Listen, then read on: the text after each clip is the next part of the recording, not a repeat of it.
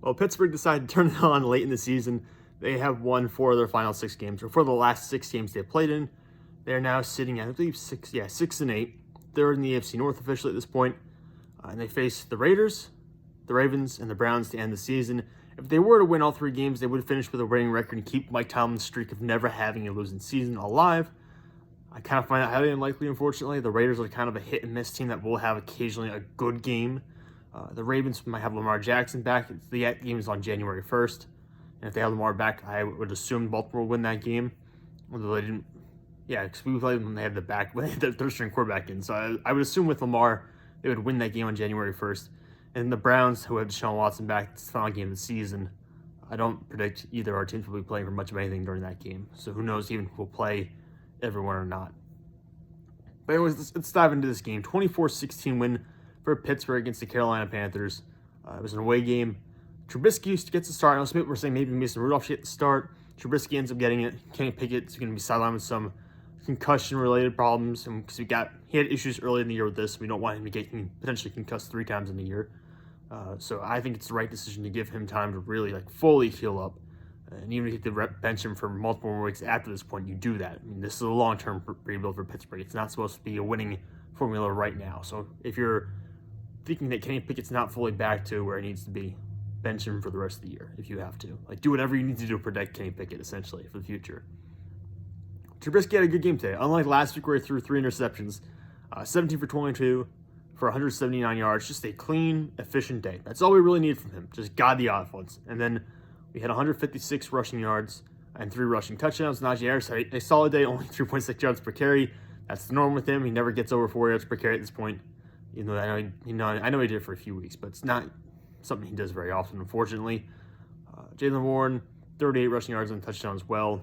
Just need to fix the offensive line, and hopefully we can get some more from these guys in the future. Well, would you know, Diontae Johnson, 10 receptions on 10 targets for 98 yards.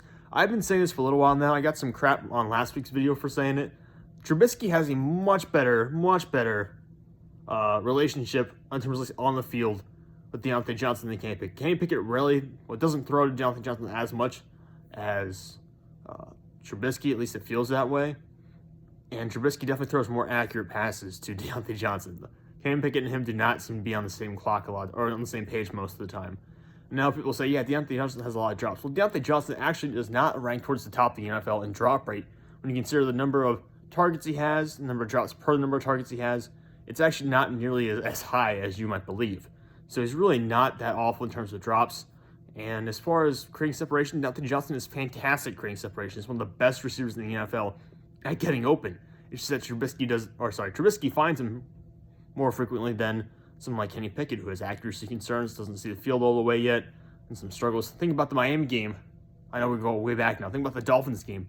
The last 2 interceptions Pickett had in that game were targets to Diontae Johnson. One where he didn't see Javon Holland breaking on a route, and the other one where he just threw the ball to the front corner of the end zone right to a Miami defensive back instead of to the back corner of the end zone where Diontae Johnson had a shot to get it. So I think ultimately, when we're looking at Diontae Johnson, I think he's still a very good receiver. I think he's still the same player he was last year.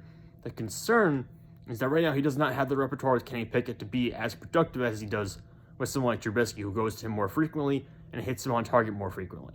So it'll be interesting to see how Diontae Johnson's relationship with Pickett, his usage, how that all evolves in the future. Because frankly, he needs to get back to being this 1,000-yard receiver that we had in the past. Because if he's not that, we're probably overpaying by quite a bit. But yeah, it's a little bit of my Diontae Johnson rant for now. I would defend Diontae Johnson for a long time. Yeah, the drops are a problem for him, but the reason he's having a bad year is not because he drops the football. It's frankly quarterback play is a massive thing for that. Quarterback play, and Matt freaking Canada being the offensive coordinator, which is someone no one in Steelers Nation needs to defend. We all know he's a problem. But for this week, we'll give him a pass because everything went well. We got to win. Everything is fine for one more week, essentially. I do want to give the defense its critics. The defense played fantastic. They only allowed, let's see the rushing yards allowed. 21 rushing yards for Carolina on 16 carries. Our run defense was top-notch today. The secondary is still a problem. We definitely need to get at least one new starting outside corner in the secondary this offseason, whether it's through free agency or it's the draft. We need to figure something out. We need to fix that cornerback room. However, the defensive line was fantastic. Larry Ogunjobi had multiple tackles for loss. He's been a really nice addition for us. Cameron Heyward was on his game today. He had a sack and a half. TJ Watt got back into form. He had a sack and a half. Alex Highsmith had a sack, and I believe a forced fumble late in the game. But Watt, who I've said has not really been terrific since coming back from injury, was really good today. I saw multiple pressures he can be recorded with. I don't have the pressure data yet because we only get quarterback hits from ESPN. We don't get full pressures. But I imagine TJ Watt will have probably at least 4 pressures for this game. Cameron Heyward will likely have more than that. Cameron Heyward will have had a monster game today. And Highsmith, I imagine, will have multiple pressures as well. So overall, it was a great game for the defense. I know the cornerbacks, like I said, the pass defense, lots of room for improvement there. And that's something we need to address in the offseason. And the offensive line has a lot of room for improvement. That's something else that we need to address in the offseason as well. Specifically, the left tackle, I believe, is going to be a problem going forward. But overall, a solid performance from the Steelers today. Offense did a good job running the ball. Trubisky was efficient, didn't try to do too much. Diontae Johnson got his touches in and created after the catch, which is always great to get him involved. The defensive front was fantastic for most of the game. And the secondary made enough plays to keep us in it without letting up too many splash plays. And I do want to highlight, this opening drive to the second half was kind of wild. We don't see it very often. But that's part of the reason why this game finished before some of the other games that opened up in the 1 o'clock window.